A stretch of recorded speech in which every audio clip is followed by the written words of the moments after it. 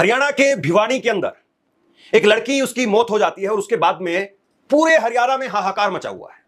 सबसे बड़ी बात यह है कि हरियाणा की इस खबर पर कहीं कोई चर्चा नहीं है, और अगर इस खबर पर मैं जानकारी आपको दूं तो आपके रोंगटे खड़े हो जाएंगे। 11 अगस्त को एक लड़की गायब होती है, लापता होती है 11 अगस्त को।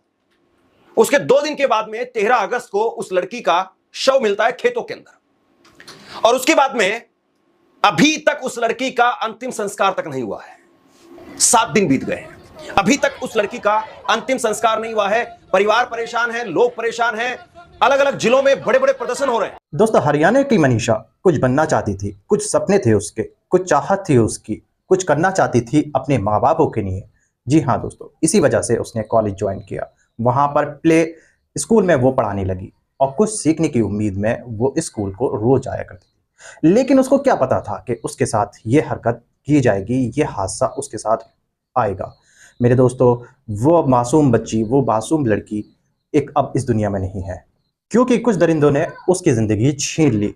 दोस्तों, आपकी जानकारी के लिए मैं बता दूं, इस घटना ने पूरे हरियाणा को और पूरे देश को हिलाकर रख दिया है, और हर कोई मनीषा के बारे में बात कर रहा है, और हर कोई सोचने पे मजबूर है कि कैसे इस तरह से एक मासूम लड़की के साथ कर सकता है। दोस्तों, ये बहुत अफसोस वाली बात है हमारे और आपके लिए और उस सिस्टम के लिए जिसने मासूम जिंदगी छीन ली। मेरे दोस्तों, अगर पिता की वक्त पर बात सुन ली जाती और तलाश शुरू कर दी जाती तो आज मनीषा जिंदा होती और हमारे बीच होती, लेकिन अफसोस अब वो नहीं रही। जी हाँ, अभी मैं आपको जो वीडियो दिखाऊंगा उस वीडियो में आपको सारी सच्चाई पूरी डिटेल के साथ मिलेगी और आपको पता चलेगा कि हरियाणा के अंदर अब क्या क्या हो रहा है। मगर दोस्तों, ये वीडियो दिखाने से पहले मेरी आपसे गुजारिश है, आज का मेरा ये वीडियो पूरा एंड तक जरूर देखना, और अगर आप मेरे चैनल पर नए आए हो चैनल को जरूर सब्सक्राइब करना, साथ में इस वीडियो को ज्यादा लोगों में शेयर जरूर करना। चलिए दोस्तों, पहले आप ये वीडियो देखिए, फिर आकर मैं आपसे बात करता हूँ। हरियाणा के भिवानी के अंदर एक लड़की, उसकी मौत हो जाती है और उसके बाद में पूरे हरियाणा में हाहाकार मचा हुआ है। सबसे बड़ी बात यह है कि हरियाणा की इस खबर पर कहीं कोई चर्चा नहीं है, और अगर इस खबर पर मैं जानकारी आपको दूं तो आपके रोंगटे खड़े हो जाएंगे। 11 अगस्त को एक लड़की गायब होती है, लापता होती है 11 अगस्त को। उसके 2 दिन के बाद में 13 अगस्त को उस लड़की का शव मिलता है खेतों के अंदर, और उसके बाद में अभी तक उस लड़की का अंतिम संस्कार तक नहीं हुआ है। 7 दिन बीत गए हैं, अभी तक उस लड़की का अंतिम संस्कार नहीं हुआ है। परिवार परेशान है, लोग परेशान हैं, अलग अलग जिलों में बड़े बड़े प्रदर्शन हो रहे हैं, लेकिन मजाल की मीडिया इसको कवर करे। और ऐसा नहीं है कि ये दिल्ली से 2000, 5000, 10,000 किलोमीटर दूर है जहां पर मीडिया पहुंच नहीं सकती है। दिल्ली से महज 100-125 किलोमीटर, करीब 125-20 किलोमीटर की दूरी है, इससे ज्यादा दूरी नहीं है। लेकिन इसके बावजूद इस खबर को तवज्जो नहीं दी जा रही। ये खबर भिवानी से दिल्ली नहीं पहुंच पा रही, किसी के कान पर जू नहीं रेंग पा रही। इस वक्त में संसद का सत्र चल रहा है, लेकिन वहां पर भी मनीषा की आवाज गायब है। मनीषा को लेकर के अब पुलिस ने क्या कहा है, मनीषा के पिता क्या कह रहे हैं, मनीषा के दादा क्या कह रहे हैं, मनीषा को लेकर के हरियाणा में क्या कहा जा रहा है, इसको आपको समझना बहुत जरूरी है। और ये समझना इसलिए भी जरूरी है कि किस तरीके से किस खबर को कैसे बड़ा बना दिया जाता है और कैसे किस खबर को दबा दिया जाता है। आपको याद होगा, कठुआ में एक छोटी बच्ची के साथ में इसी तरीके से जघन्य अपराध हुआ था, और उसके बाद में पूरे देश में हाहाकार मचा था। लोग मोमबत्तियां ले लेकर के सड़कों पर उतरे थे। दिल्ली के अंदर निर्भया का केस हुआ, कांग्रेस की सरकार हिल गई। हाथरस में एक दलित बेटी के साथ में भी इसी तरह से जघन्य अपराध हुआ, उसके बाद में पूरे देश में खबर छा जाती है, लोग उसको लेकर के लिखने लगते हैं, बोलने लगते हैं। लेकिन हरियाणा की बेटी के लिए उस तरह का आक्रोश नहीं दिखाई दे रहा है। हालांकि पुलिस कह रही है कि इस मामले के अंदर अब उसने कीटनाशक पी करके जान दे दी थी। परिवार के लोग, हरियाणा में एक बहुत बड़ा तबका, वो कह रहा है कि नहीं, दरिंदगी की गई है। मनीषा 19 साल की लड़की थी, एक प्राइवेट स्कूल के अंदर वो नर्सरी की टीचर थी, गायब हो जाती है 11 अगस्त को।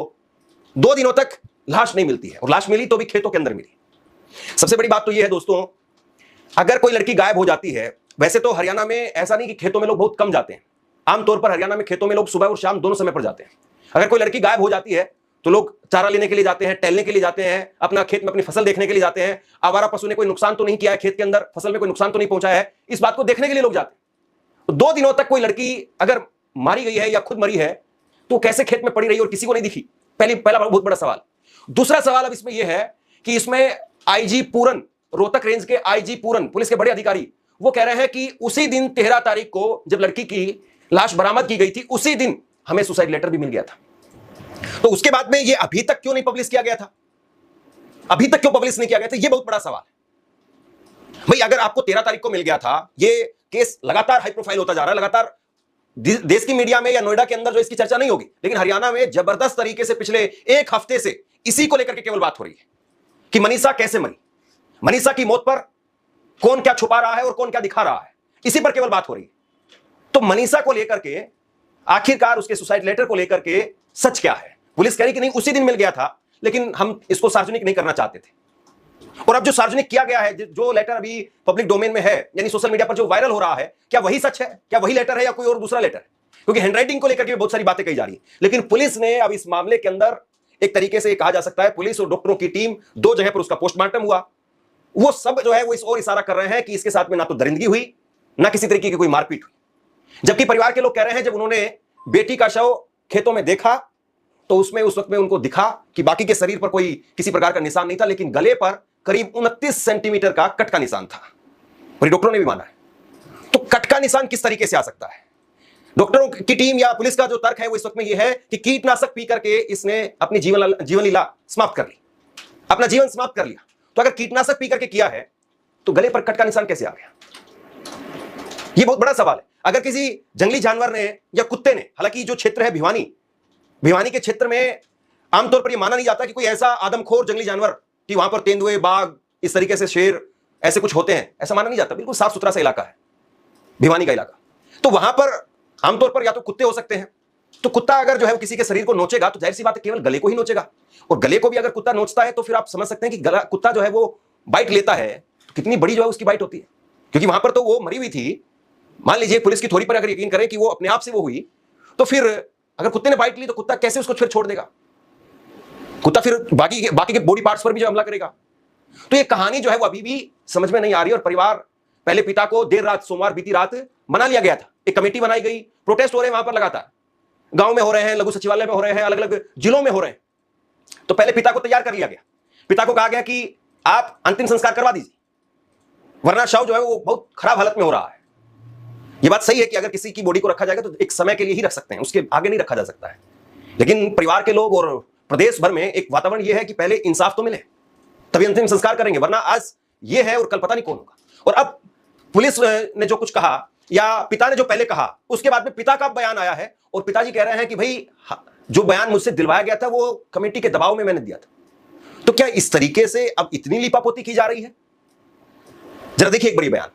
मेरी बेटी कभी भी आत्महत्या नहीं कर सकती, मेरे को कितना उसके ऊपर विश्वास है और प्रशासन कह रही कि उसने आत्महत्या की है। मेरे को है ना उसका न्याय चाहिए। मैं उस चीज को नहीं मानता कि मेरी बेटी आत्महत्या कर देगी। और उन्होंने सारी मेडिकल टीम ने ये दिखाया कि उसने आत्महत्या की है। मैं कहता हूँ कि उसने आत्महत्या की है नहीं है। मेरे को इससे ये है कि मेरे को उस बेटी का न्याय चाहिए। आपको दबाया भी गया हुआ है, प्रशासन दबाया भी आपने? प्रशासन ने दबाया है, कमेटी ने मेरे को दबाया है। आप लोगों से क्या अपील करना चाहते हो? लोगों से यही अपील करना चाहता हूँ कि मेरी बेटी के न्याय के लिए जितना भी वो हो सके सहयोग करेंगे। परिवार और पिता और उसके साथ साथ प्रदेश में एक बहुत बड़ा तबका, पूरे राज्य में एक बहुत बड़ा तबका, वो अभी भी इस बात को मान करके चल रहा है कि पुलिस ने इस मामले में अपनी गर्दन बचाने के लिए इस तरह की कहानी गढ़ दी है। ये एक बहुत बड़े तबके का आरोप है। हालांकि इस मामले में सबसे पहले तो पुलिस पर यही गाज गिरनी चाहिए थी, क्योंकि परिवार ने कहा कि जब हम गुमशुदगी की रिपोर्ट लेकर के थाने में गए तो उस वक्त में पुलिस वालों ने कहा कि किसी के साथ भाग गई होगी। दोस्तों, इससे ज्यादा शर्मनाक और कुछ नहीं हो सकता है कि कोई पुलिस वाला अगर किसी पिता को यह बात कहे, वो गुमशुदगी की रिपोर्ट लेकर के जाए थाने के अंदर और उसको इस तरीके से भगा दिया जाए। और यह कहा जा रहा है कि ये सवाल जो पूरे प्रदेश भर में पूछा जा रहा है कि क्या गरीब की बेटी थी इसीलिए आपने कह दिया? वरना हमें खूब याद है प्रधानमंत्री नरेंद्र मोदी, उनकी भतीजी का पर्स चोरी हो गया था, पूरी पुलिस लग गई थी, पर्स मिल गया। जेपी नड्डा, उनकी पत्नी की फॉर्च्यूनर गाड़ी वो चोरी हो गई, लेकिन दिल्ली पुलिस लग गई और उसके बाद में जाकर के प्रयागराज में वो गाड़ी मिल गई। बहुत सारी ऐसी कहानियां हैं, किसी का कुत्ता खो गया, किसी की भैंस खो गई और उसको लेकर के पुलिस पीछे पड़ जाती है और पुलिस ढूंढ लाती है। लेकिन अभी भी 7 दिन हो गए हैं और इस मामले में एक भी गिरफ्तारी नहीं हुई है। हालांकि इसमें एसपी का ट्रांसफर हुआ है, एसएचओ समेत 5 पुलिस वाले उनको सस्पेंड किया गया है। लेकिन परिवार के लोग ये कह रहे हैं कि अभी तक गुनहगार कहां है, दोषी कहां है। लेकिन पुलिस तो अब पूरी कहानी को ही नकार रही है। पुलिस तो कह रही है कि इसने खुद कीटनाशक पी लिया, कीटनाशक की वजह से मौत हुई है, और जो कट वगैरह के निशान है वो किसी जंगली जानवर ने वो निशान दिए हैं, और जो कथित तौर पर जो सुसाइड लेटर है उस पर हैंडराइटिंग है वो भी मैच कर रही है। आप ये भिवानी पुलिस का बयान देखिए। भिवानी एसपी बोले कि बॉडी में कीड़े मारने की दवा, सुसाइड नोट की हैंडराइटिंग वो मैच हो गई है, रेप नहीं हुआ था। हरियाणा न्यूज से दूरभाष पर यानी फोन पर बातचीत में पुष्टि की गई है। भिवानी में लेडी टीचर मनीषा 19 साल की उसकी मेडिकल रिपोर्ट पुलिस को मिल गई है। पुलिस ने बताया कि रिपोर्ट में डॉक्टरों ने कहा है कि मौत कीटनाशक की वजह से हुई। मनीषा की बॉडी में कीटनाशक मिला, उसने कीड़े मारने वाली दवा का सेवन किया था। एसपी सुमित कुमार ने बताया कि हमें मनीषा की मेडिकल रिपोर्ट मिल गई है। मनीषा की बॉडी से किसी तरह का सीमन नहीं मिला है। इससे पता चलता है कि उसके साथ में रेप जैसी कोई जाति नहीं हुई। मनीषा के चेहरे पर किसी तरह का कोई एसिड या केमिकल नहीं मिला है। शव की आंख और गर्दन को जानवरों ने नोचा था। मनीषा के सुसाइड नोट की हैंडराइटिंग भी मैच हो गई है। सुसाइड नोट मौके पे ही मिला था, जो 13 तारीख को डेड बॉडी मिला था उसी दिन मिला था। जो सीन ऑफ क्राइम टीम गई थी उस दिन ही उनके पास था। और देखिए, आप भी समझते हैं इन्वेस्टिगेशन में हर एक तथ्य जो है इनिशियल स्टेज में ही बाहर नहीं दिया जाता। और ना ये सुसाइड नोट कैसे है आपको बताया बाहर आ गया, ये पहले से ही था। देखिए, जब से मृतका की डेड बॉडी हमें मिली है तब से 100% साइंटिफिक इन्वेस्टिगेशन किया जा रहा है। इसके तहत जो जो प्रोसीजर फॉलो करना था वो फॉलो कर रहे हैं। और पोस्टमार्टम 2 बार हो चुका है, भिवानी में भी हुआ और पीजीआई में बोर्ड से भी हुआ, वीडियोग्राफी के साथ हुआ। उसके बाद जो ओपिनियन था, डॉक्टर ने ये बोला कि जब तक रिपोर्ट्स नहीं आएंगे विसरा के और दूसरे रिपोर्ट्स, तब तक हम बता नहीं पाएंगे। और कल वो रिपोर्ट्स आ गए हैं और मेडिकल बोर्ड ने उस रिपोर्ट्स को अध्ययन किया है, एग्जामिन किया है। और परिवार के सदस्य और उनके जानकार आए थे कल। मेडिकल बोर्ड जो स्पेशल बनाया था इनको इंटरप्रेट करने के लिए, उनको समझने के लिए, रिपोर्ट्स को वो कल समझ के परिवार जनों को ब्रीफ किया गया। जो मोटी बात उन्होंने ये बताई कि ऑर्गेनोफॉस्फरस नाम का एक केमिकल जो इंसेक्टिसाइड है वो मृतक के इंटेस्टाइन्स और किडनी अलग पार्ट में मिला है और वो पॉजिटिव हो सकता है क्योंकि पॉइजनस है वो। एंड दूसरा कंटेंशन परिवारजनों का ये था कि रेप हुआ है या कोई फोर्सफुल सेक्सुअल असॉल्ट हुआ है, उसकी भी उन्होंने पुष्टि करी। कोई स्ट्रगल मार्क्स नहीं है और कोई जो स्वैब लिए गए उसमें कोई सीमेंट डिपॉजिट नहीं है, तो ये भी एक तरह से रूल आउट हुआ है। अब 2 बातें यहां पर समझिए। पुलिस कह रही है कि भैया हैंडराइटिंग हमने मैच कर ली है, आंख नोची गई या गले पर जो निशान है वो जंगली जानवर के निशान है। दूसरा ये कहा जा रहा है कि उसने कीटनाशक पिया और कीटनाशक की वजह से, तो फिर वजह क्या थी?